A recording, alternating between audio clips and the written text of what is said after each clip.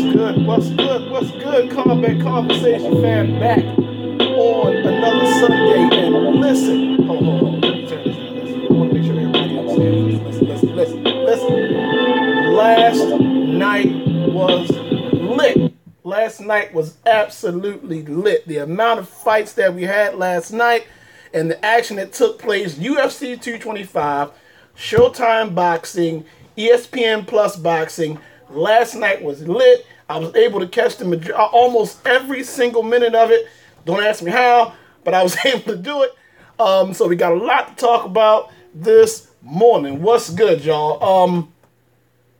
We're going to talk about UFC 225, obviously. What was supposed to be last night, two title bouts. One, even though the bout still took place, one of the title bouts had to be scrapped due to a missed weight cut, which was Yoel Romero versus Rob Witt. We also had RDA, Rafael Dos Anjos, against Colby Covington.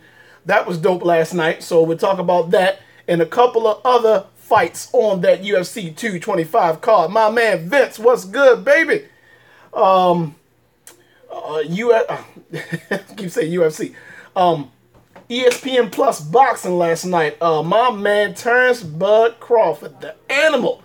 This dude is a monster, man. He made excellent work of Jeff Horn last night, winning the title.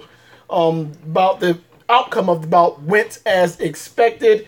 Horn actually made the fight go longer than I thought it would go. A lot of people that I spoke to, a lot of analysts, fighters, and people who are fans of the game thought that it would end significantly earlier. That was not the case. Crawford won by TKO stoppage in the 9th round. Barely made it out of the 8th round. But it was an absolute dominant performance by Terrence Bud Crawford. We'll talk about that last night.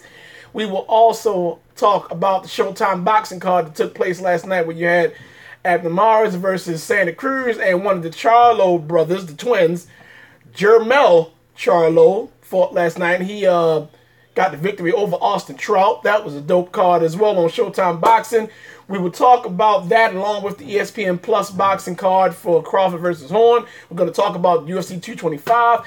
We're going to take a look at Dana White's Contender series that starts back up. Season 2 of the Contender will start back up this Tuesday, the 12th. There are two standout. What's good, Coach Green? My man, what's happening, baby? Two standout contenders, no pun intended, on the series. You will have Nick Newell. For those of you who are familiar with MMA and follow MMA deeply, you know Nick Newell was the champion, the one-arm champion. He has a left arm amputation from his elbow down. The extremity from his elbow down is gone, and he's a beast, man, with one arm. That is correct. I'm actually trying to get him on the show. We'll see how that pans out. Wish me luck with that. But we're going to be talking about him. And the other prospect is, for those of you who have followed the NFL and all you football fans, the former Cowboy defensive lineman, Greg Hardy. He made the transition over to MMA. So he will be on Dana White's Contender Series vying for a UFC spot as well. We will also have this week? I'll look at the date. I think it's this week. Some inductees into the International Boxing Hall of Fame.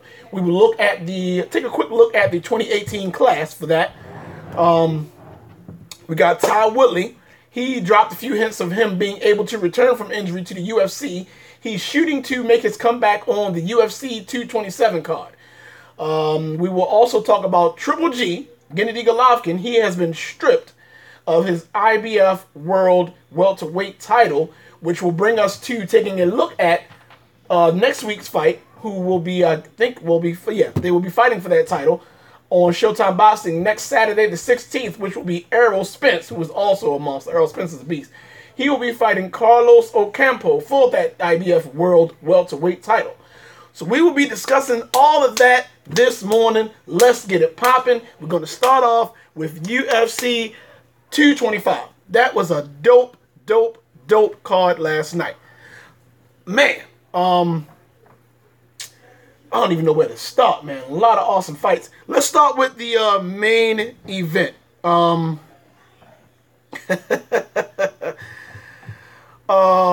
have to be honest in saying that so far, we're about halfway through the year. And last night's fight between Yoel Romero and Rob Witt for that middleweight title is going in my hat for one of the contenders as fight of the year. The last fight, that was a dope fight. This is their second go-around between these two guys for Rob Witt and Yoel Romero. And they definitely gave us a fight to remember last night. But there was a certain stipulation attached to this fight due to Romero not being able to make weight for the second fight in a row. Also, his second championship attempt. His second attempt to acquire the middleweight championship in a row. So, whether or not, win or lose, he would not have been able to come home with the title last night if he'd won. So we'll talk about the weight cut issues in a minute. For all of you, listen, since we're talking about that, for all of you out there, for everyone who's listening, watching, call us up, 516-590-0997. Chime in Facebook land. Chime in Instagram land. Chime in YouTube land. Yeah, we on YouTube now too. I see y'all looking. For those of you, again, listen, I've been doing this for a while. I've never, let me start saying, I've never fought professionally. And I've never been into, like, heavy into MMA as far as me just being a fighter. I've always been a jiu-jitsu guy. I've always been an Aikido guy. I've established significant rank in those arts. I've done other things, like I've done Wing Chun for a year at the Wing Chun Academy downtown. I did did judo for a year at ground control under the guy. For those of you familiar with ground control in the Baltimore area, y'all know. I'm sure y'all know Mr. Bob. Did judo for a year with him. I've never been in it to a point where I've had to experience any significant amount of, like, going through the whole weight cut process. So for those of you who are out there that are watching, that are listening, that have experienced the weight cut, I see my man Tim. Call in if you want, man, or chime in. We're going to discuss how significant and or troublesome that whole weight cut process can be. Since we're going to talk about Yoel Romero. But that fight last night, before we get into that, that fight last night was dope. Man. Yeah, so Yoel Romero versus Rob Whittaker. The first two rounds, it seemed as if that Romero was going into the same game plan as he had their first go round, the first time that they fought. Kind of buying his time to, I guess, want to extend the duration of trying to tire Whittaker out, and throughout that time, with him trying to tire Whittaker out, Rob Witt, trying to inflict as much damage as he possibly could to Rob Whittaker. But it seemed as if, it was a 5-round fight, and from the third round on, it seemed that the fight started to increase in intensity and action and things the like. Listen, y'all gonna see me taking some coffee breaks. I'm just letting you know now. But nevertheless, it was a dope fight. Romero, if you're looking at his history, his resume, the majority of his fights usually don't go past the third round because of him being a finisher. Yoel Romero is known for being a finisher. Romero, in that third round, he scored a really good knockdown on Rob Witt. Caught it with a real nice right hand that landed clean on the button, dropped Rob Witt. Didn't seem as if that knockdown, that shot, did a lot of damage to Rob Witt because he recovered nicely. Shout out to Rob Witt. But that's expected of him because of how everybody knows Rob Witt is a tough dude. Rob Whittaker.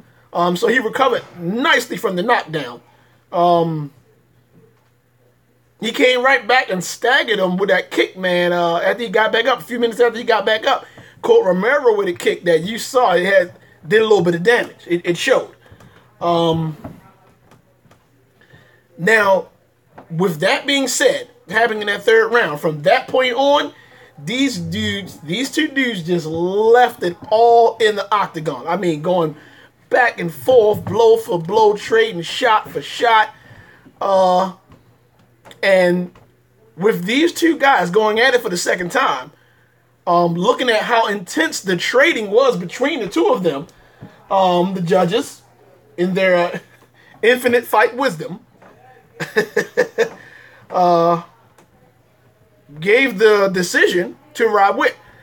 I'd have to say that I agreed with the decision. Despite, and I'm sure there are a few people, and they will have, justifiable cause to think so in their opinion, looking at the fight last night, remembering how that fight went. There are quite a few people, I'm sure, that, and it was close, but they think that Romero won that fight. And the thing that sucks about that, because of, as we're going to talk about in a few, the weight cut issue, if they would have given that decision to Romero, he would not have been able to bring home the belt. That sucks. And he only missed the weight. He had to come in at 185 or below. He only missed the weight by 0.2 of a point. The limit was 185. His final weigh-in was 185.2. That sucks. But the rules are the rules. I want to wait till we start talking about it, but I just got to say this, that a lot of people were saying that, it's only 0.2 of a pound. It's only, you can let them pass. If you were to let that 0.2 of a point pass, you're going to open up a whole Pandora's box of fighters trying to get around and say, oh, you gave him a pass. Why can't I get a pass for 1/10? Or why can't I get a pass for 0.3? Maybe you'll take it to 0.4. Maybe you'll take it to a half a pound. You can't really do that. The rules are the rules. And they use those rules to govern those weight classes. But nevertheless, let's get back to the fight last night. Before I'll go back to my notes. Let me look at the stat sheet as far as the bout last night. Looking at the live stats, Rob Witt threw more strikes, 234 to Romero's 162. And I'm going over this because I'm looking at the stats because of how they judged the fight. They gave Rob Witt the decision. And I agree with it, looking at the stats, but it was such a close fight. Again, strikes thrown. You got Rob Witt's 234 to Romero's 162. Now, within those numbers, you have the count of significant strikes, which is roughly 50 more. You have Rob Witt's 105 to Romero's 64. Of course, with Romero being the established wrestler that he is, you have the landed takedowns, which went significantly in Romero's favor. You have 9 to Rob Witt's 1. Now,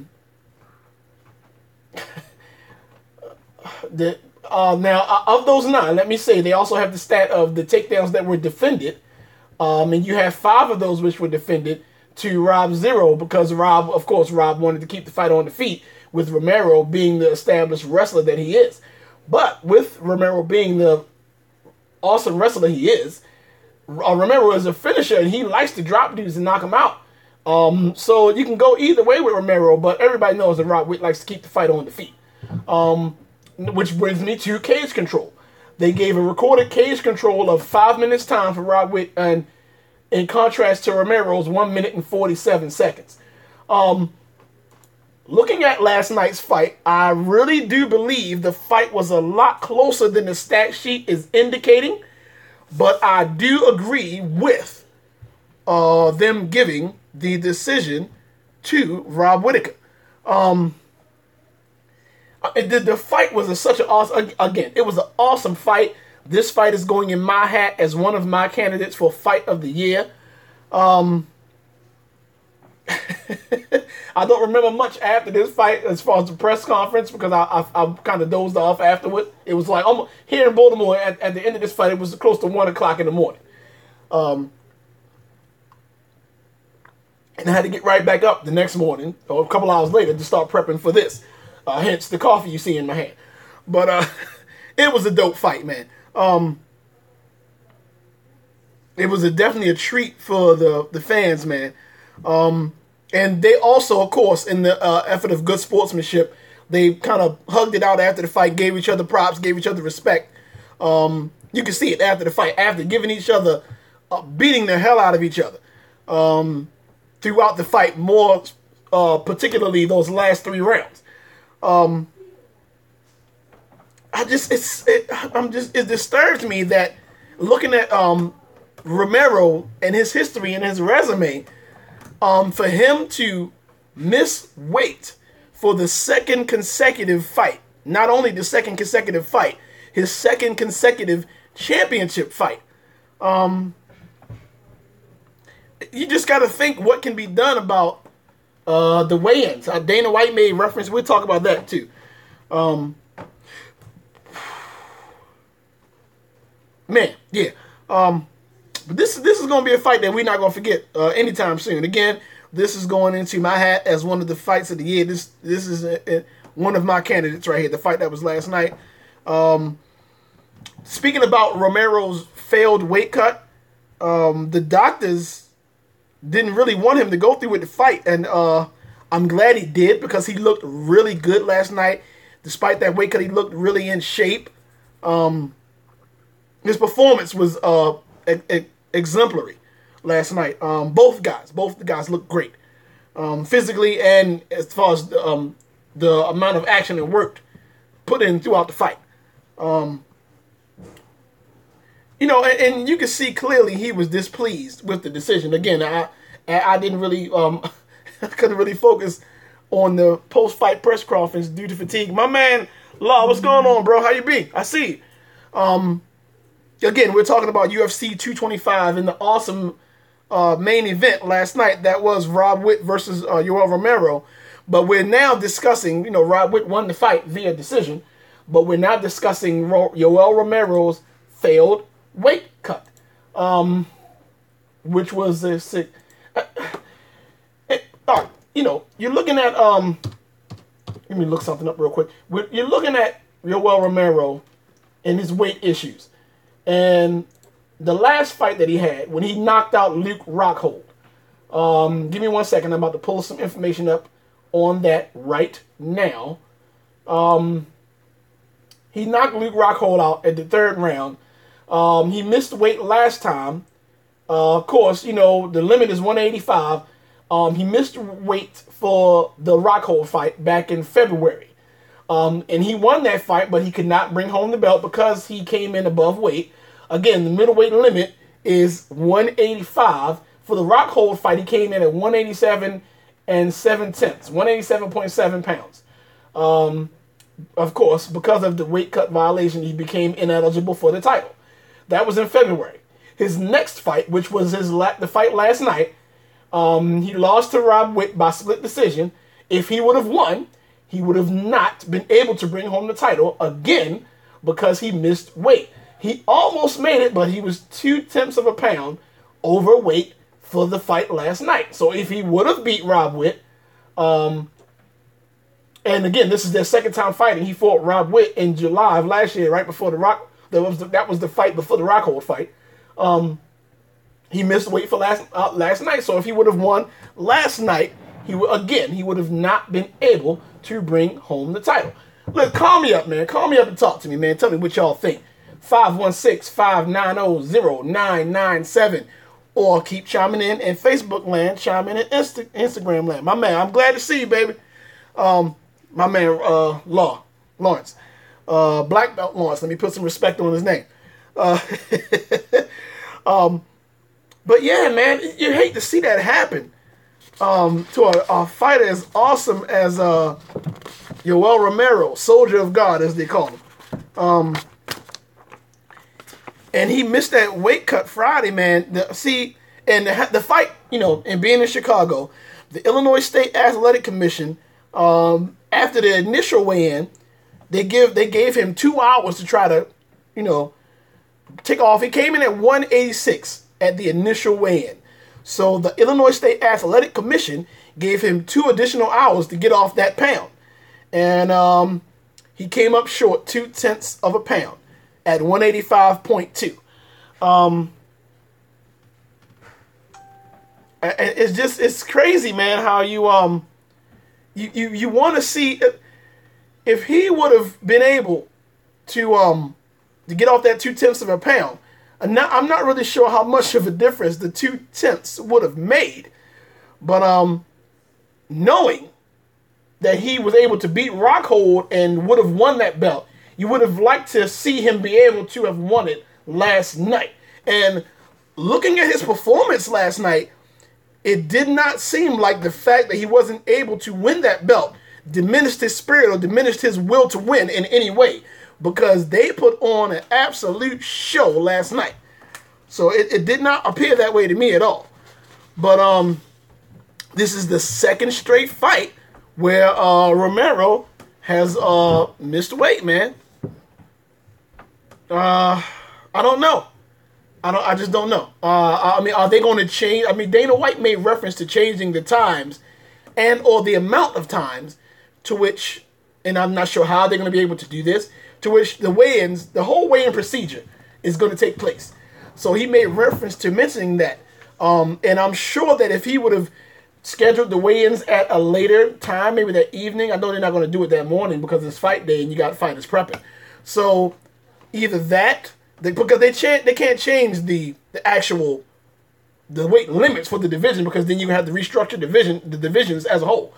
And again, the rules are the rules. So if the limit is 185 for Romero, he has to come in at 185.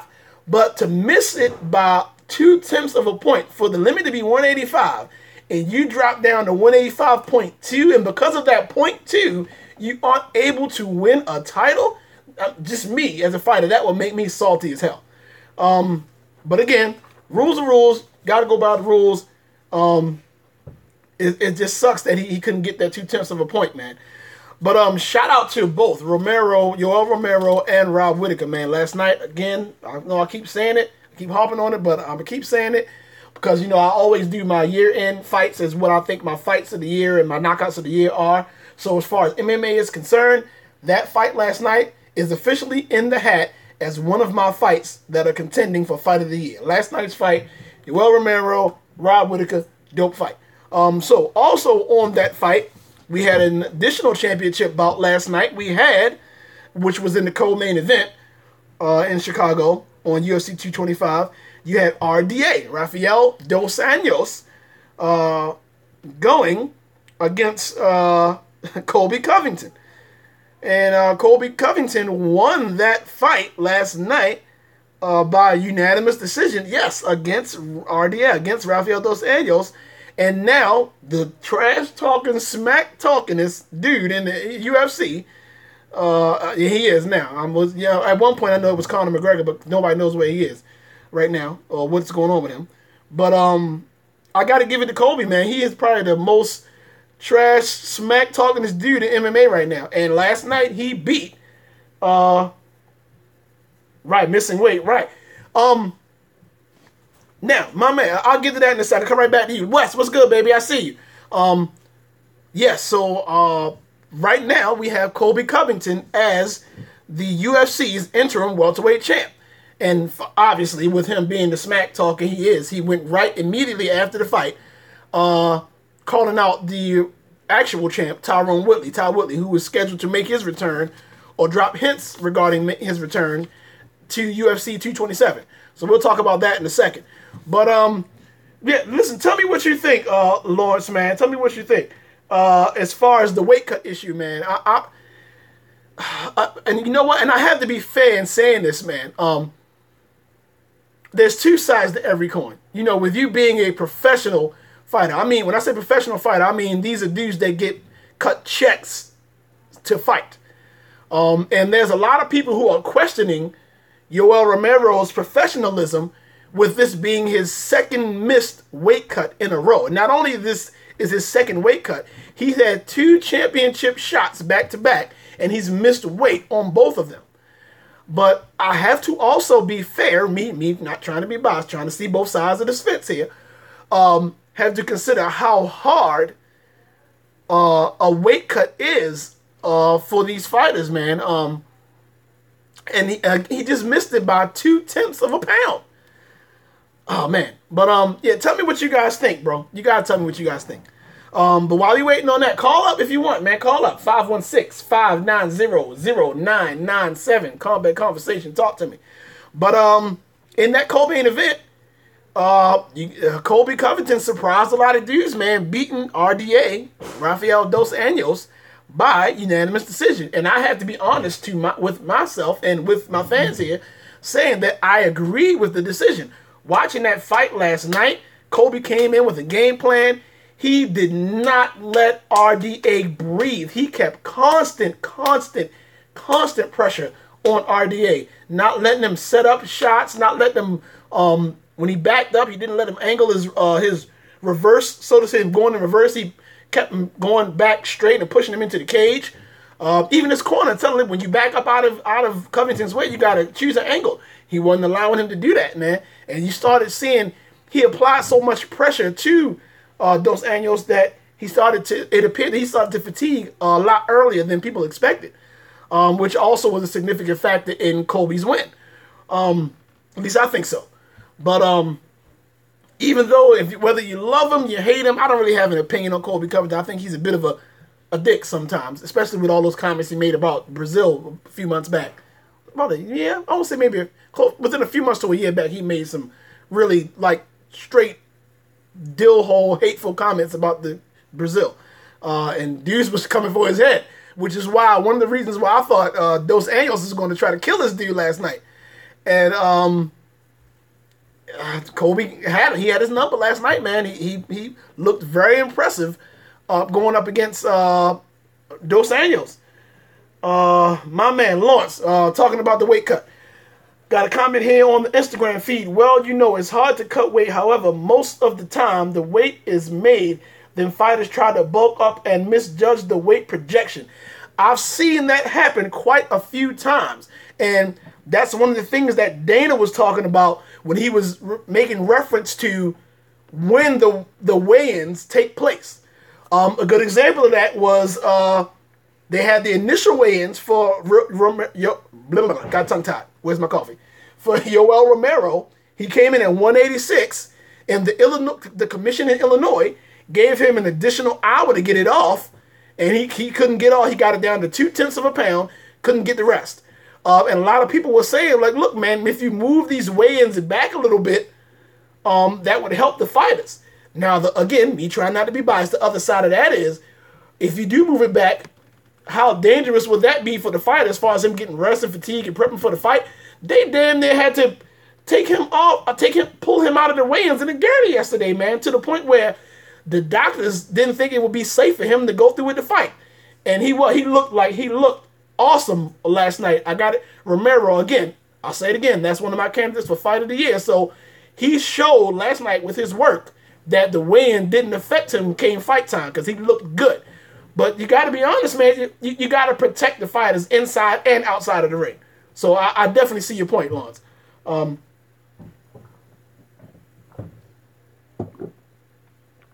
Coffee.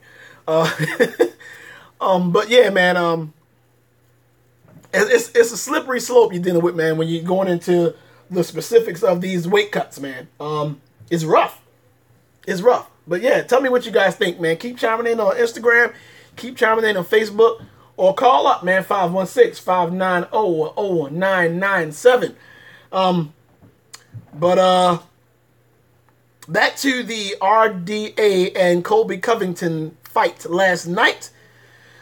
Covington was clearly the more aggressive fighter with the significant amount of pressure he put on Dos Anjos.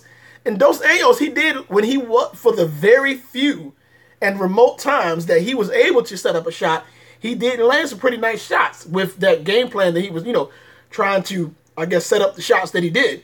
But it just wasn't enough. It wasn't enough, and I agree with the judge's decision to give Covington the unanimous decision.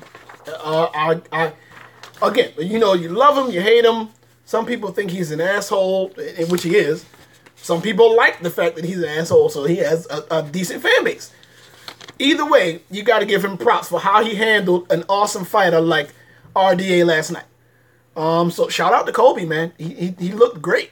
Looking at the total, as far as the stats go, Covington, he outlanded Dos Anjos with the shots, 142 to 130. So it wasn't a huge difference. He just had more. He scored 7 takedowns in comparison to Dos Anjos' 3 takedowns.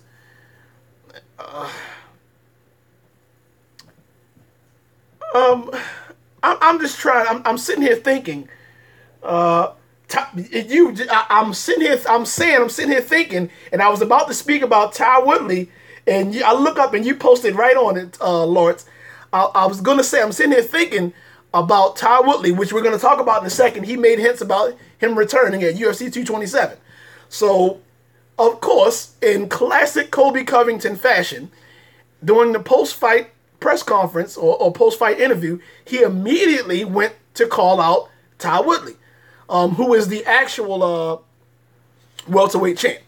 So, with tongue-tied, with Colby being the interim champion, UFC is going to have to schedule an unification bout between Colby Covington and Ty Woodley. So if the hints that Ty Woodley were dropping are accurate regarding his return or possible return at UFC 227, I'm just wondering, are they going to, because that's not too far away. UFC 227 is not that far away. So I don't think that, not that he took that high amount of damage. Colby Covington took a lot of damage. I don't think he did last night. I mean, I saw him leaking a little bit. But I'm wondering if he will be cleared to fight by UFC 227. Let me look and see if they have a date for UFC 227. I'm pretty sure they do. I will get that in a second. While I'm pulling that up, I'm just wondering if... I mean, I've never known Ty Woodley to back down from anybody. I know him and Dana White don't really have the best of relationships due to Ty Woodley's fighting style, and he's saying that Ty Woodley's fights aren't that exciting. Again, me being the two-sided Gemini that I am, I look at both sides of every situation, and I can understand Dana's, and they do not have a date for UFC 227 yet. They're on their website. They do not. But again, looking at it through Dana's aspect, business-wise, he wants a fight that's going to draw money and that people want to see. Ty Woodley's aspect of that, which rightfully so, he's like, look, you're the champ. It's your job to come beat me. It's not my job to come beat you. I got something you want, which is the gold. It's not the other way around. So you can look at this either way. Nevertheless, we will have some type of unification bout in the near future between whoever the interim champ is at the time, which right now is Colby Covington, and whoever the actual champ is at the time, which right now is Ty Woodley. So that's what we'll be looking at. So we'll see. We will see. That's going to be an interesting bout as well. I would love to see Covington v. Woodley. I don't really have an opinion again on Colby Covington. I do think he can be a bit of an ass at times. I would like to see Ty shut him up, come into the fight being the aggressor and shutting him up. Everybody needs a little bit of humble pie every now and then. And I think Colby needs a little bit of humble pie. But I have to be honest in saying that Colby been talking smack, and Colby also has been backing that smack up. So, I mean, you got to respect a guy like that. You just have to. At least in the octagon, you got to respect him. Even if you don't like him. Nevertheless, dope fight last night, man. Shout out to both fighters. Great performance by both fighters, especially for Colby. I am an RDA fan, Rafael Dos Anjos fan, so I did expect to see more out of Rafael. I think he was good. He just was not good enough at the time to handle Colby last night, and Colby last night was the better fighter. And I agreed with the UD win for Colby. And because of that, we now have a new interim welterweight champion. So we're going to wait and see what's up with Ty, man. Ty, when you coming back, bro? Maybe we'll get to see you at UFC 227. I don't know. Yeah, sometimes some people need that, bro. Humble pie, man. Some people get a mouthful of that, man, and you shut you right up. You never know. But nevertheless, we'll see. Also on that card last night, we had Holly Holm. Oh, man, that was a really good fight for her. Against Megan Anderson, she looked really good in her win last night. Getting back in the win column. Now, she made reference to her win last night, and she was asked whether or not she wanted to stay in the 145 and try to go back at Chris Cyborg, or did she want to go back to her 135 realm where she was pretty much dominant as far as the wins, and go back to get the belt that she thinks is actually hers. And of course, she says she would like to be able to do both. But she thinks she wants to go back home to the 135 where she feels more comfortable, because she really, really wants that belt back. And I can understand that. And Amanda Nunes was like, look, she put out a tweet last night saying, come get it. You want it, bring it. Bring it, come get it. Which was pretty dope. I thought that was dope, man. But a good win for Holly. She looked really good last night, especially on the ground, because Holly is known to be a striker, man, especially with her awesome boxing and kickboxing background. You would expect for her to pepper up a fighter, but she looked really good on the feet and on the ground last night, man. I was impressed with her groundwork last night. Holly Holm. With her being a known striker. She loves to keep the fight on the feet. But yeah, she said she would love to be the one to hand Cyborg her first loss. So if she gets the opportunity, she will take it. But she thinks she wants to focus back down on her 135 weight class right now. So we'll see if she does get a fight with Amanda Nunes. We'll wait and see. Another fight that was on that card last night. Hold on, I got to take a drink of coffee before I talk about this one. Hold on. CM Punk last night. He was fighting. Hold on, wait. Hold on, 1 second. 1 second.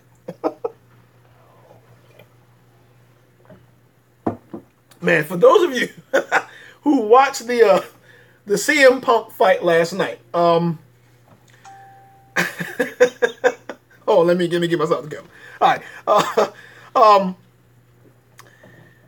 he fought in it. He was in his hometown of Chicago last night, and I'm not sure if he was looking to prove. Let me look up something for CM.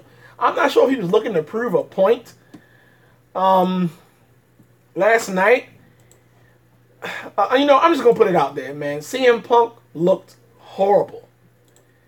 He looked horrible last night. I don't know what, oh, man.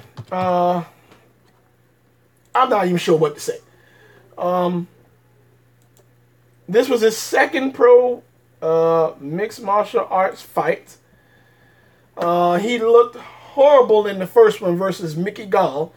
He was submitted in the first round back in September of 2016 via rear naked choke. Said he was going to take some time off to try to work on his craft, get himself together, become a better mixed martial artist. Came back last night on the UFC 225 card and fought Mike Jackson, who was a more established and better fighter than his previous opponent, Mickey Gall. And maybe, I don't know, he was trying to establish himself as a better fighter, fighting a higher tier opponent in Mike Jackson in front of his hometown. But it did not end well. I mean, he went all 3 rounds, but he went all 3 rounds, man, but he took a beating. CM Punk did last night. He took a beating. I don't know if he was trying to. What point was he trying to prove that his? Okay, let me say this.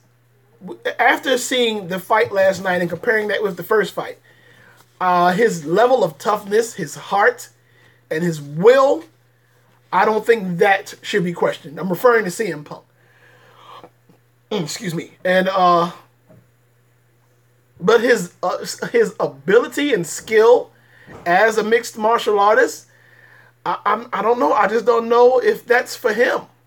I don't know. Like, even looking at it through, I guess, through a business aspect. Just look at through Dana White's eyes, contractually. I mean, I don't even know if they would even be willing to renew his contract. I mean, I don't know how many fights he signed for, or even if they would be willing to cut the contract. I mean, and of course, with him coming on and him training, I remember him training with the Gracies and all, to try to get his jiu-jitsu game up to par, and him being signed, him being a big name in the wrestling world of the WWE. He's going to be a draw. A draw meaning people are going to want to see him fight on the name alone. Same with the Brock Lesnar. The only difference is Brock was getting W's. But after that first fight, it was kind of questionable. Like, dude, what is this guy going to do? So he came back last night in front of his hometown. Maybe he thought that would give him a bit of a build-up. And it just did not end well for him, man. And he lost the fight last night to Mike Jackson. That was their first fight on the main card. He lost by unanimous decision, man. And just, he went the distance. It wasn't like a knockout or he was submitted. It's just the amount of punishment he took throughout those 3 rounds. And there were times that, in my opinion, that Mike could have ended the fight if he wanted to. Again, that's just my opinion. There were moments in that fight where Mike could have been like, all right, I'm done. I'm started playing. Let's end it. And for whatever reason, it seems, or it appears, that he chose not to. But nevertheless, he put enough of a beating on CM Punk to make the win convincing. And he did. I'm still here supporting my man. Right. I mean, I just don't know, bro. Like, you know me, I've been a fight advocate, MMA advocate for as long as you probably know me, bro. And I'd hate to see, especially a guy that's trying to establish himself and he really wants to be a fighter and has that hunger and wants to do good in the sport and, have his career grow and things of that nature. You hate to see him for his first 2 fights go out like that. You know what I mean? And I mean, I'm sure Dana's going to look at that like, dude, I mean, who am I going to put you up against? So, I mean, I don't know if this is an opportunity for him to go back to the WWE. I don't know how this is going to pan out.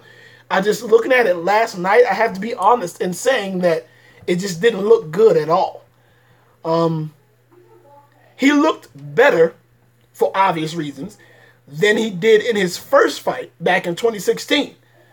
Because that fight ended quickly with the rear naked choke.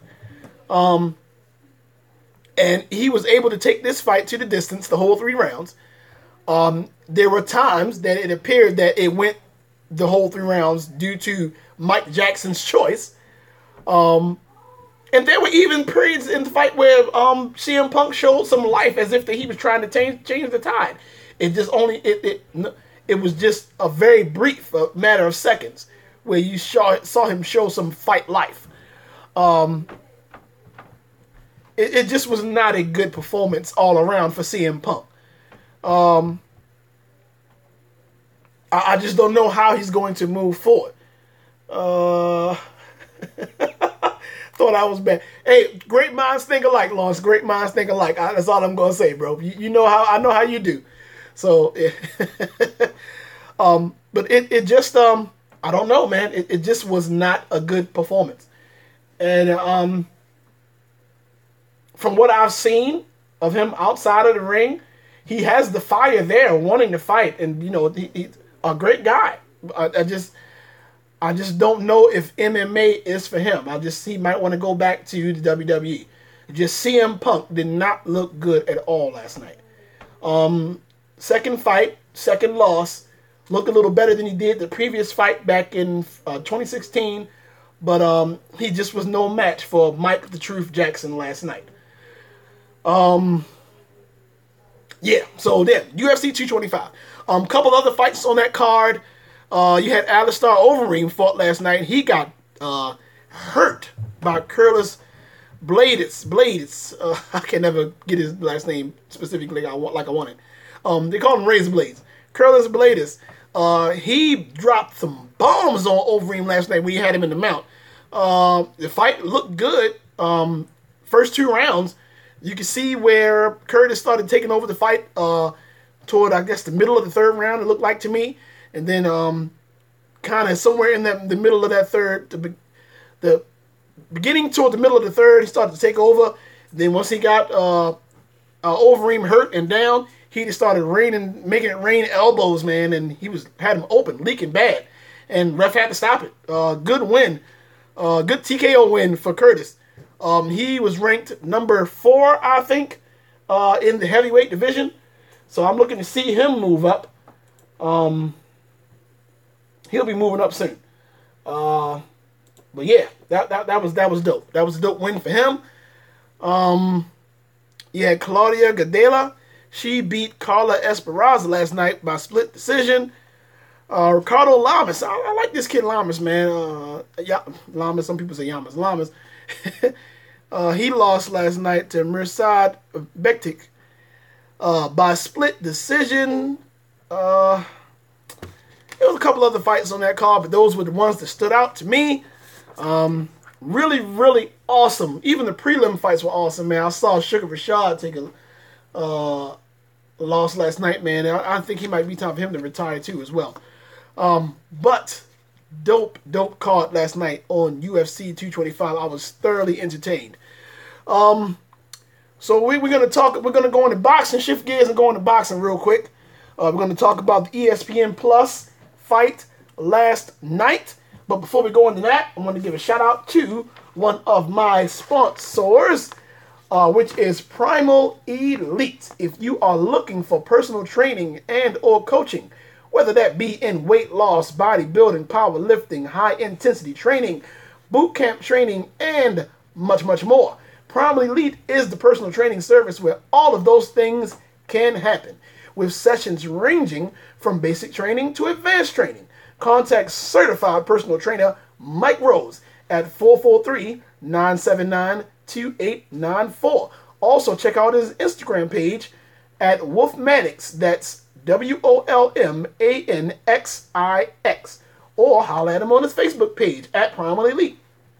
You can tell him Combat Conversation sent you, and the first 5 people who do will get 3 sessions with free meal planning included. Again, contact certified personal trainer Mike Rose at 443-979-2894. Or you can check him out on his Instagram page, Wolfmanix, WOLMANXIX, or the Facebook page over at Primal Elite.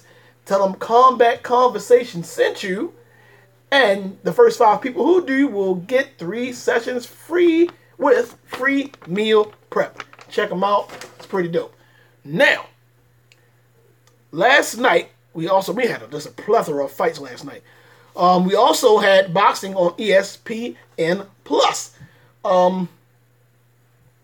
Terrence Bud Crawford. I can't even say enough about this kid, man. This kid is a monster.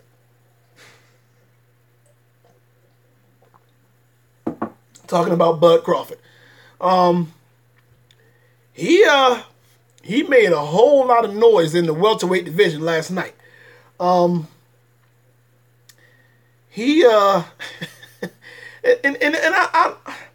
have to be honest in saying this is a one-sided fight, and this fight, for the most part, ended the way most people predicted it would end. I also will be honest in saying it went a lot longer than I thought it would go. Horn made the fight go a lot longer than I thought it would go. I predicted KO in like the 4th, maybe 5th round. I say between the 4th and the 5th. That was my prediction. He wound up, Crawford did, getting a stoppage on Horn in the 9th round.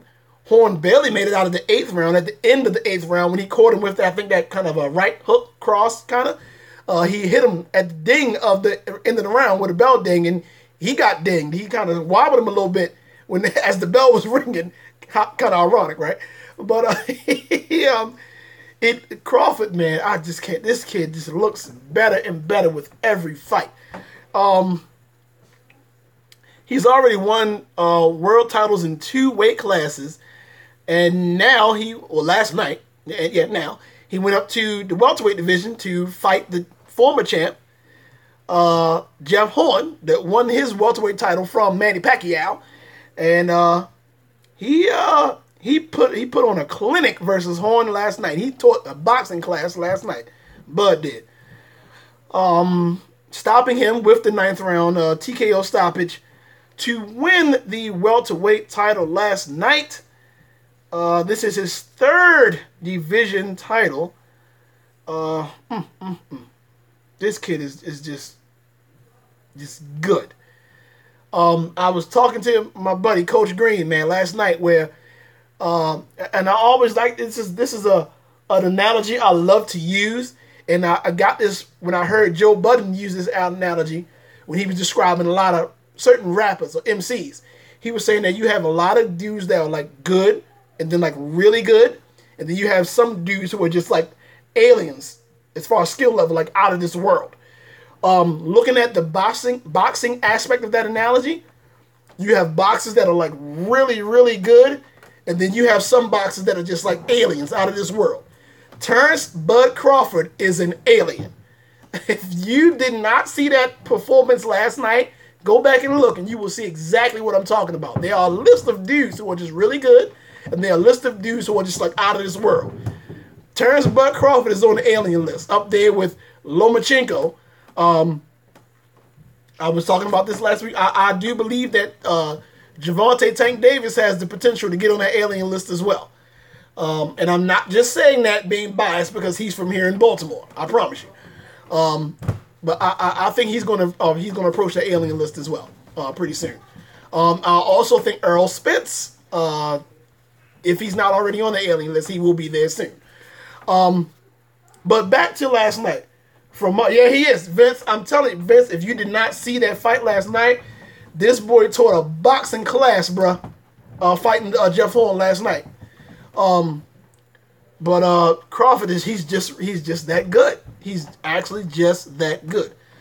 And he is now the new welterweight champion last night. So this is his third division title. He now has won titles in 3 separate weight classes.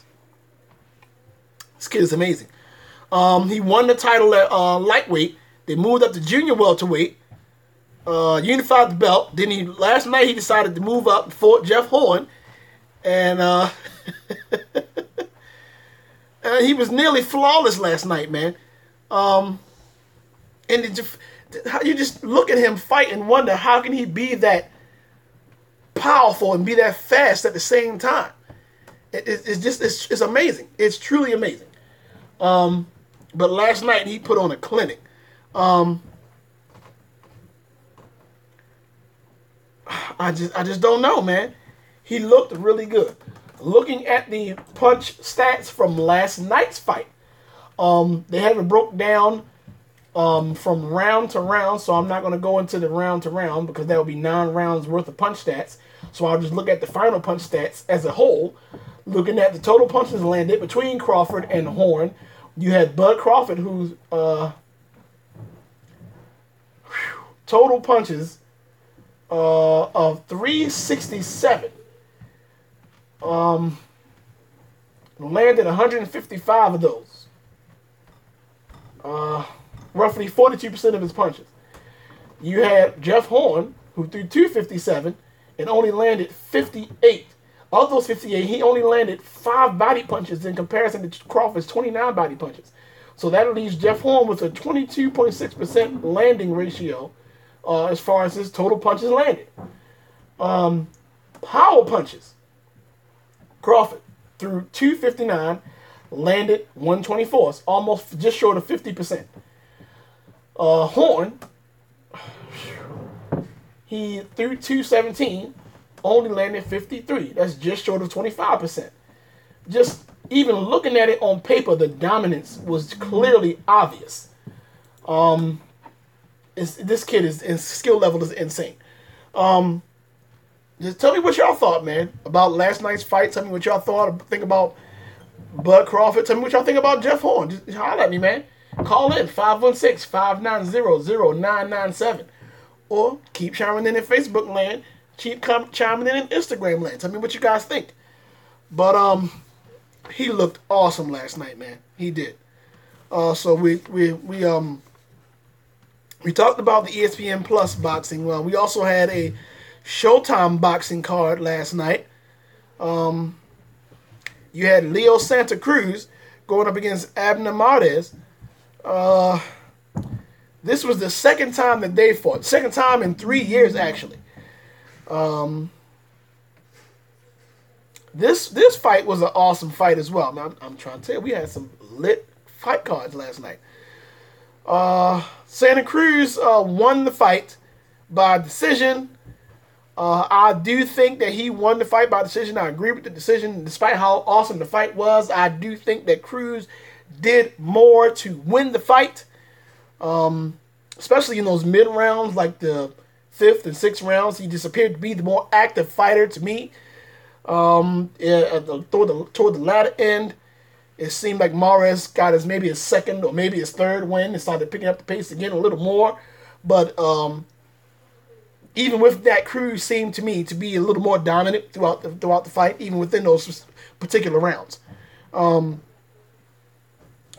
Cruz now 35-1-1. It appears that now he's going to try to go up against Gary Russell, who currently is the WBC champion, to attempt to unify that belt, which I also think will be a dope fight because Gary Russell is nice. The punch volume, to show you how awesome that this fight last night was, the punch volume between these two men, they combined to throw nearly 2,000 punches across 12 rounds. That is sick. Between the two of them, almost 2,000 punches within 12 rounds of boxing. That is crazy. But he looked really good last night. Both fighters looked good. But shout out to Cruz for the win. I am anxious to see if they're going to put him up against Gary right now, Gary Russell. Because that unification fight would be a dope fight. So that was dope last night. So we had Cruz versus Mares. And we also had one of the Charlo brothers, the Charlo twins, fought last night. For those of you who are checking out, or chiming in rather, in Instagram land, of course, you know, they only give us a hour's time on the live feed. So when it goes out, I'll take just a quick 30-second break and log us back into the Instagram feed. So don't go away. We'll be right back when they do drop that. Now, I'm not sure why they only give us an hour live feed on the Instagram, but it is what it is. So when the Instagram feed goes out, just give me like 30 seconds. I'll be right back. Keep chiming in. Keep chiming in YouTube land. Keep chiming in Facebook land. Don't forget to call in 516-590-0997. But yeah, one of those Charlo boys fought last night, man. Those dudes are nice too. The twins, Charlo, them dudes are nice. Well, Jermell, you have Jermell and Jermal. Jermell, who is the WBC Super Welterweight champ, he was defending his belt last night against Austin Trout. He successfully defended his belt.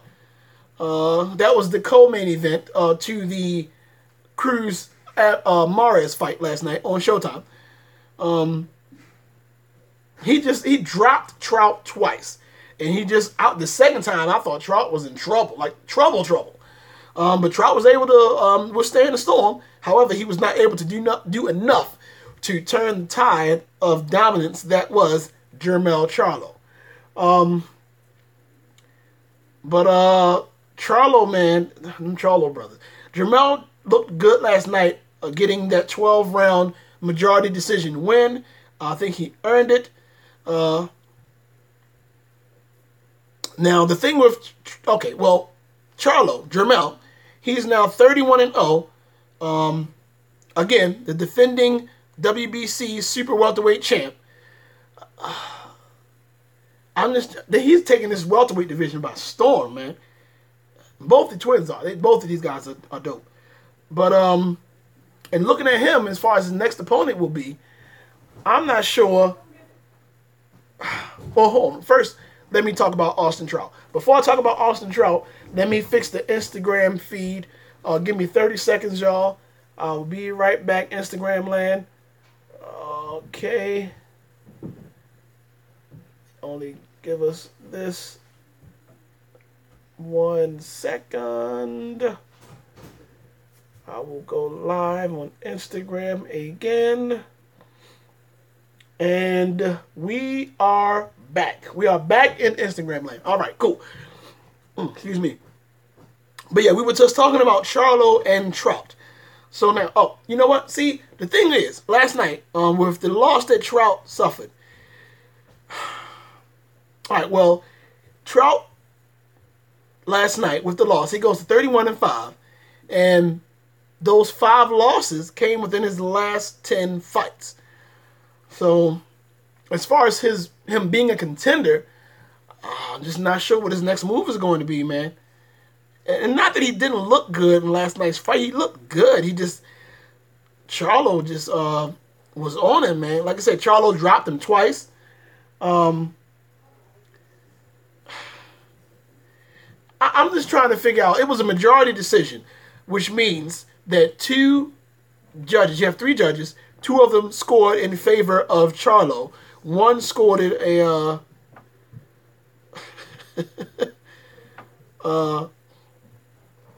okay, let me see. Okay, we got it. All right. Now, 1 scored it 113-113, which was a draw. And the other 2 scored it in favor of Charlo, which means he had the majority decision. 2 out of the 3 judges scored it in his favor. I'm just trying to figure out what the 3rd judge saw to score it as a draw for Charlo and Trout. I just didn't see that. I mean, I don't know. Who knows? At this point, I guess it doesn't matter because he was able to do enough to get the majority decision win. I just thought that it would have been a unanimous decision win since it went the distance, considering how well Jermell performed.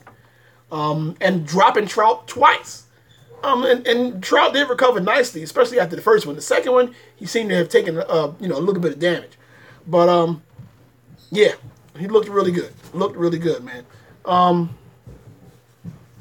Trout is no slouch, man. My man, Humble Champ, what's good, baby? Says definitely a great fight, but I think Charlo should have gotten a UD. He definitely, I thought so too. I was surprised when he said majority decision. Maybe unless I missed something, maybe there was something that I didn't see that caused that 3rd judge to rule it a draw. Now, if they would have ruled the fight a draw, I would have been pissed because there's no way that Charlo was not able to get that win. But for whatever reason, he saw something that made it be a draw. But I am in agreement with you. I definitely thought it would have been a unanimous decision. But I felt they gave the right person the win, so who am I to complain? But yeah, I definitely agree with you, bro. But Trout is his resume he's an awesome fighter, man. His resume is impressive. He's a former WBA champ, back from 2011 to 2013. Again, Charlo dropped him in the 3rd. He recovered nicely. He got dropped again in the 9th, and the 9th, that one kind of scared me. I thought Trout was in trouble. He just could not do enough to, get himself back in a rhythm to be able to bang with Charlo. And that seems to be the reoccurring theme with Charlo because of how good he is. Both those twins. So, we'll see. We'll have to figure that out, man. But definitely a good fight, good amount of cards last night, man. UFC 225 was awesome. The fight with that card was awesome too. The ESPN Plus card with Horn versus Crawford, that was awesome. Awesome performance by Terrence Bud Crawford. Really, really dope card last night on Showtime Boxing with Abner Mares versus Santa Cruz and Jermell. I always get these 2 confused. Jermell and Charlo versus Austin Trout. Oh, man. So, moving along. We're going to take a look at Dana White's Contender Series. For those of you who follow MMA and the UFC, I'm sure you are familiar with Dana White's show, The Contender. Excuse me, guys. This will be the 2nd season of Dana White's Contender. The last season was pretty successful. I thought it was a pretty dope show. Now, the thing with this season is there will be two prospects in particular that people will be focusing on. One will be former NFL player Greg Hardy, former Dallas Cowboy defensive lineman rather, Greg Hardy. For those of you who follow football and or follow MMA, I'm sure you're familiar with Greg Hardy. He was a defensive player for the Dallas Cowboys for many years. He has decided after leaving football to make the transition over to MMA. So he will be making his debut for the first, I think, on the first week of this new season. He's been training with American Top Team, which is an accomplishment in itself. As the American Top Team is known for producing quite a few winners. He made his amateur debut in November. Scored a TKO win in roughly 30 seconds. His second fight was a little bit longer than that, but he also ended that with a TKO via head kick. Okay,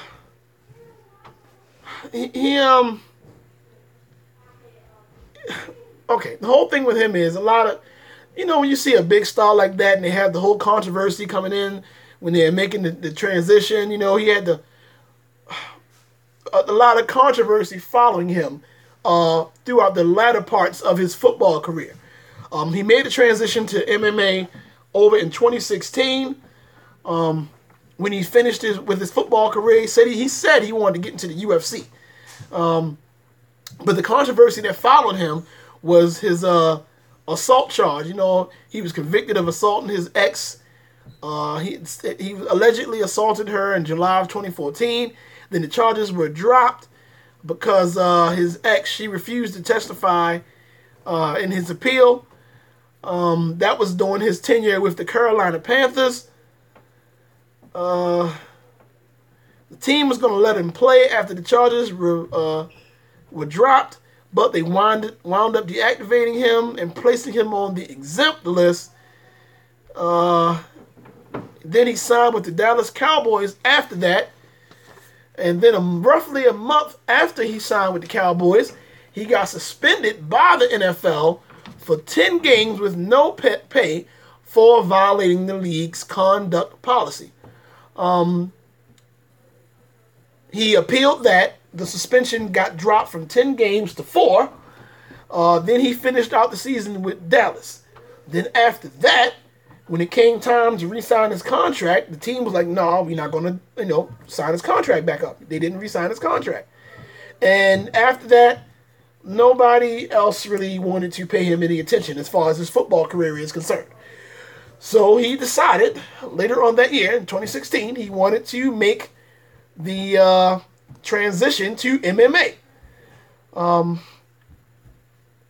While he was playing with the Cowboys, or he was on the team rather, those domestic violence charges, they were expunged. But then after the expungement, you had some photos of his ex, the young lady, that allegedly she sustained, got tongue-tied, excuse me, the injuries from Hardy. Those photos somehow mysteriously popped up online. Then after that, in September, he got arrested for felony possession of a controlled substance down in Texas. Oh, boy. So, you see the whole personal issues with the guy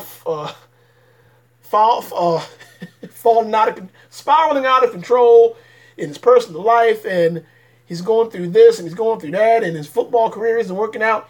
He's made the transition to MMA. And so far as an amateur, he's been quite successful. So he has officially earned a spot. I gotta be honest, he's earned it, a spot on Dana White's Contender. So we'll see how this pans out. I didn't see any indication when I was doing my research and or in my notes who his first opponent will be. But he will be on Dana White's Contender. The other prospect on Dana White's Contender that stands out to me is my man Nick Newell.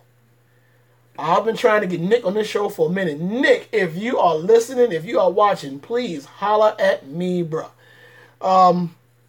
Nick Newell, for those of you who are familiar with Nick, or those of you who follow MMA, you are familiar with Nick due to his, damn, I can't even call it a disability, man. He is a left arm lower extremity amputee. From his elbow down, he has no left arm. No left arm, no hand, no none of that. And he is a professional MMA fighter. And he is one that seems to have kept on winning. He is like 14-1. And I know that the one loss that he has, he got during the championship fight versus, who was the guy? Oh, why I can't think of his name. He just went over to the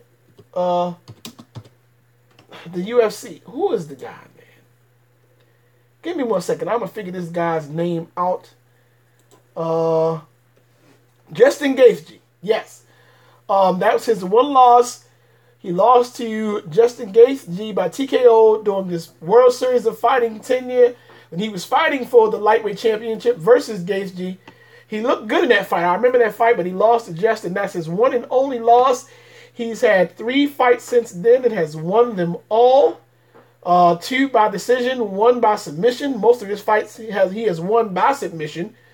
And Nick Newell, despite his, again, I'm not even going to call it a disability, despite his amputation and despite people's disbelief of his MMA ability, this kid seems to keep on winning.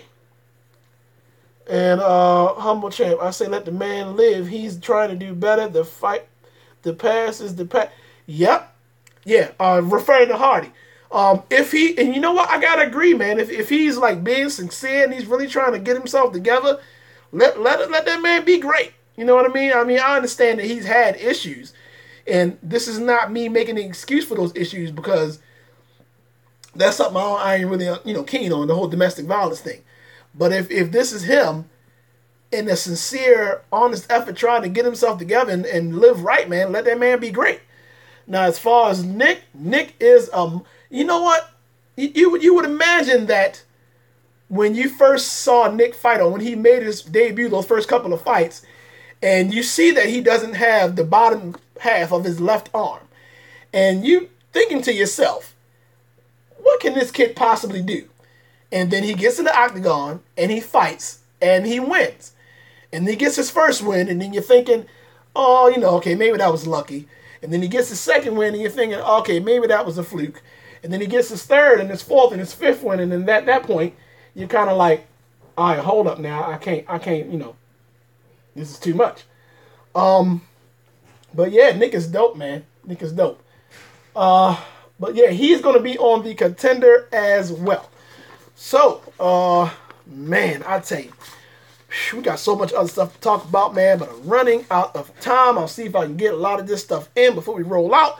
But, yeah, Nick definitely is a monster, man. I love Nick Newell. Again, I'm trying to get him on the show.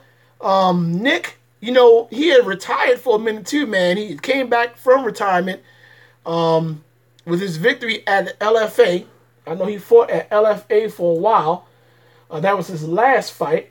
Back in, when was that fight when he had an LFA, a Legacy Fighting Alliance? That was his most recent fight, which was in March. That was it. And he looked good. And he is, because Dana said that in order for Nick to get a spot on the Contender, he would have to fight a notable opponent. And he did that in Sonny Luque. I hope I'm pronouncing his name. I think they say Luque. Yeah. But anyway, he beat the guy, and now Dana's giving him a spot on the Contender. He does not have a opponent. He doesn't have an opponent lined up as of yet. His opponent is listed as TBD, to be determined. So we'll see how that pans out. But we'll find out now. I'm anxious to see him get a shot. Nick Newell. That would be so awesome, man. Oh, man. He was born with a congenital amputation of his left arm below the elbow. And I don't even, with the amount of wins and the ability and skill level he has in the octagon, I just don't feel comfortable calling it a disability. Because he's sure ain't acting like it's a disability. He's 14-1 since his professional debut in 2009. The kid is awesome, man. I'm glad to see him get some shine. I love him. I am a Nick Newell fan. Real quick, give another shout out to one of my sponsors here, Be More Customs, where you can get quality custom shirts and hoodies. Also customized soaps, lotions, body washes, body scrubs, body butters, perfume, cologne, sprays, and more with all of your favorite fragrances. Like them on Facebook at Be More Customs. Tell them Combat Conversation sent you, and all Combat Conversation listeners that like and follow Be More Customs will receive a 20% discount on their first order and a minimum 10% discount on all future orders. Again, please go right now and check their Facebook page out. They got some dope stuff, man, over at Be More Customs. If you tell them that we sent you here at Combat Conversation, you will get a 20% discount on your first order and a minimum 10% discount, maybe more, on future orders. Go check that out. I recommend the peppermint soap. It's dope. Be More Customs. Go check them out. But yeah, man. Quick news in the world of boxing. Some dope news in the world of boxing right now, man. We are going to have, I think it's going to be held, when is it? Next? Let me see. Oh, no, not next. That's tonight in Canastota, New York, the 2018 International Boxing Hall of Fame. We have some pretty awesome inductees that will be going into the Boxing Hall of Fame tonight. The inductees were announced on December 5th, December of last year, and the ceremony is going to be tonight, June 10th, in New York. To be eligible, fighters must not have boxed for at least 5 years, but have had their last fight no earlier than 1989. They were elected by full members of the Boxing Writers Association of America and a panel of international boxing historians. So let's check out some of these inductees. One of the three that stand out to me are Vitaly Klitschko. Now, if you follow the Klitschko brothers, you know that both of these dudes are going into the Boxing Hall of Fame. Well, of course, Vladimir, he's active. I haven't heard anything unless I'm missing something about him retiring. I know he just had that loss versus AJ recently, and I haven't heard anything about him retiring at this point. But I know he's getting up there in age. But his brother Vitaly, former champ, will be going into the International Boxing Hall of Fame tonight. Vitaly retired with a record of 45-2. 41 of those 45 wins came by KO. That's massive. One of the most dominant heavyweight boxers of the 21st century. Absolutely. He held that heavyweight title from 2004 to 2012. He retired with a 13-fight win streak since losing his last loss before that win streak was a loss to Lennox Lewis back in 2003. He and his brother Vladimir were the first pair of brothers in boxing to hold world heavyweight titles at the same time. Of course, you have now the twins, the Charlo brothers, circulating around. They're not heavyweights, but they both are title holders in their respective divisions. But as far as heavyweights go, Vladimir and now retired Hall of Famer Vitaly were the first pair of brothers in the heavyweight division to hold titles, man. So shout out to Vitaly. Klitschko is 15-2 in world title fights. And of course, with 41 of those 45 wins coming by KO, he has an 87.2 knockout percentage. That's dope. He holds one of the highest knockout to fight ratios of any world champion in heavyweight boxing history. All this is information that I've gotten off of the International Boxing Hall of Fame website as far as the record and resume of the inductees. Another one that stands out as far as inductees go into the Boxing Hall of Fame is Eric Morales. Eric Morales, I remember him growing up, man. He was a monster. He's retired and stopped with a record of 52-9. 36 of those 52 wins came by KO. Morales, now, as far as Mexican fighters go, Morales was the first Mexican-born boxer in history to win world titles in 4 different weight classes. That's awesome. He's held the WBC Super Bantamweight title from 97 to 2000. He held the WBC Featherweight title twice between 2001 and 2003. He unified the WBC and IBF Super Featherweight titles in 2004, and he held the WBC Super Lightweight title from 2011 to 2012. This dude's resume is sick. 52 wins with 36 KOs. ESPN had ranked Morales at number 49 on their list of 50 greatest boxers of all time. So he's made their all-time greatest boxer list. Out of 50, he was ranked number 49. The fact that you made the list is awesome by itself. But again, he's now going into the International Boxing Hall of Fame. He's in the 2018 class. Eric Morales, along with Vitaly Klitschko. He is best known for his legendary trilogies against Marco Antonio Barrera and Manny Pacquiao. Yes, he is. I remember both of these. I remember the Manny Pacquiao trilogy more particularly, but I remember his fights against Barrera as well.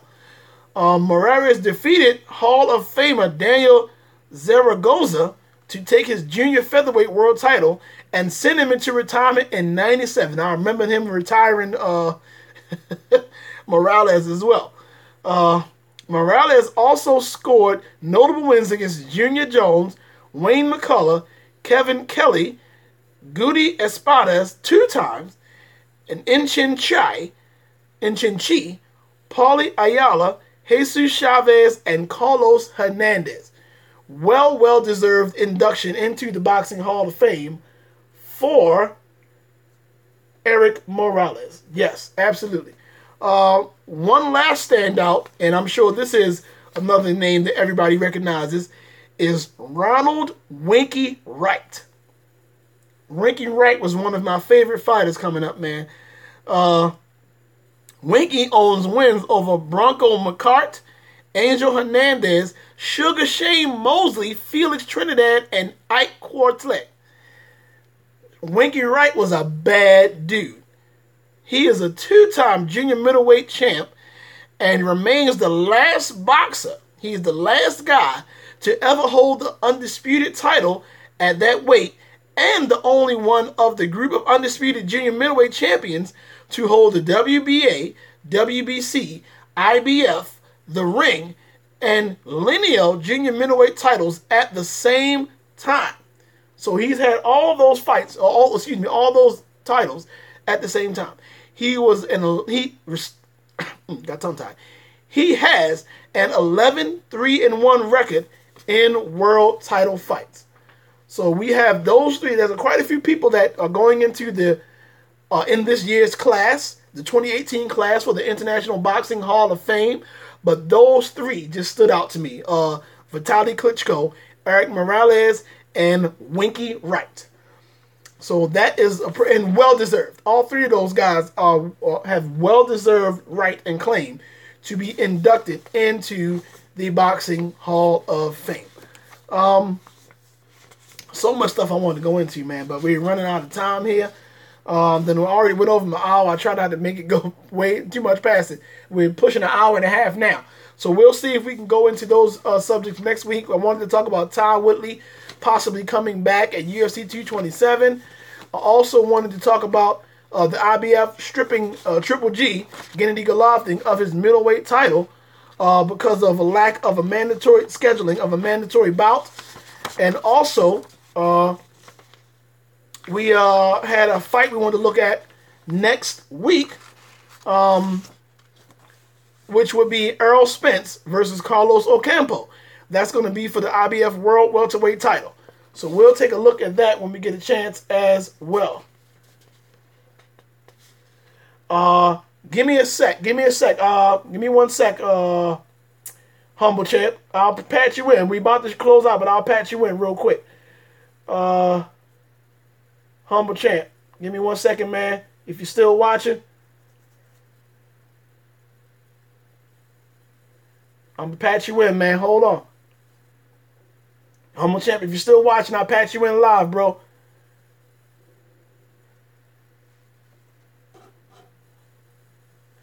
My man, what's good? Humble champ, what's happening, baby? I'm good, bro. What's good with you?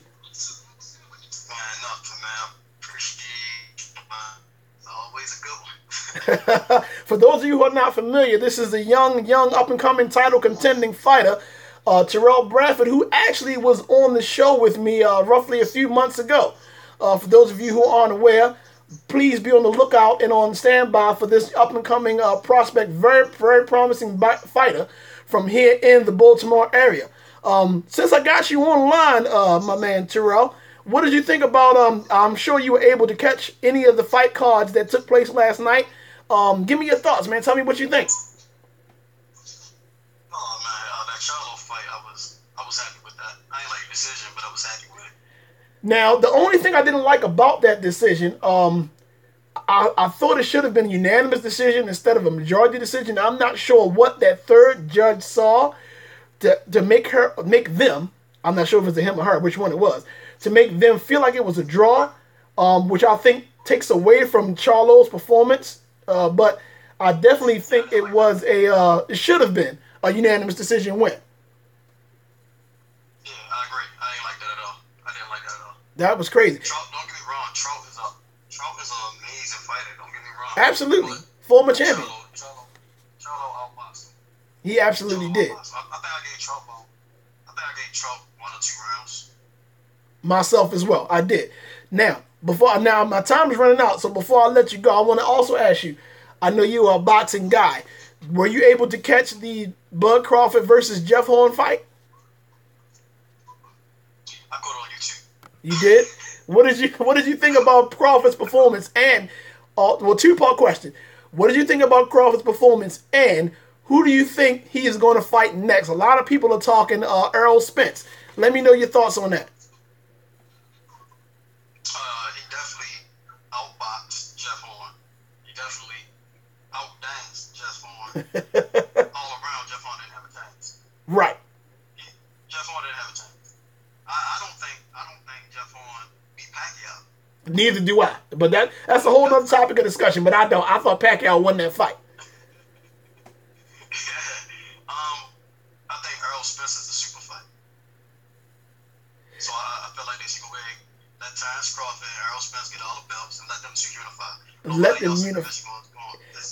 My only fear with that fight happening is I don't want to see all of the quote-unquote politics get involved and prevent the fight from going down.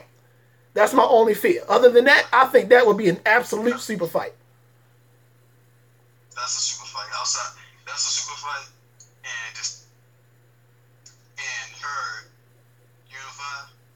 They're the only 2 super fights I see right now. Absolutely, man. Because Triple G and Jamal, I got Jamal beating him. You got Jamal beating Triple G? And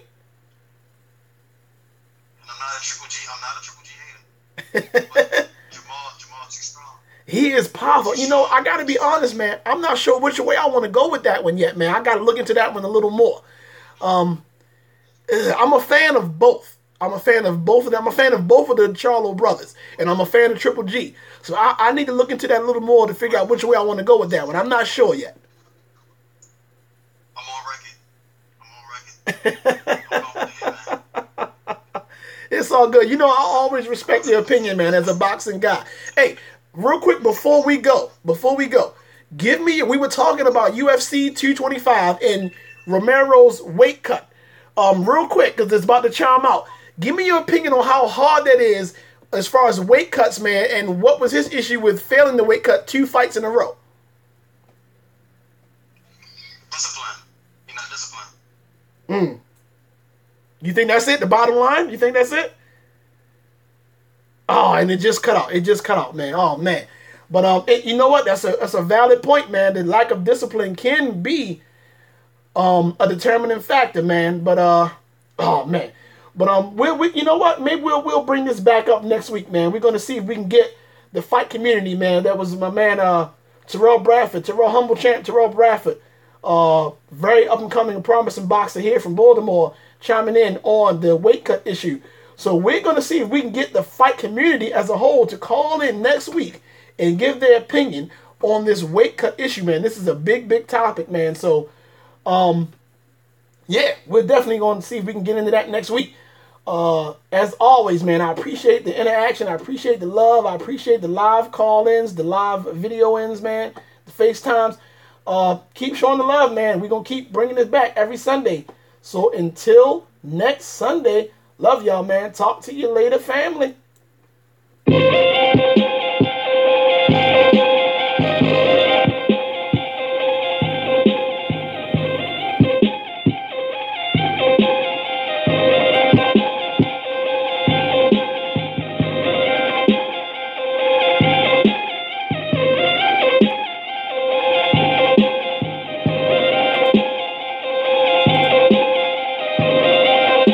Thank you for using Blog Talk Radio.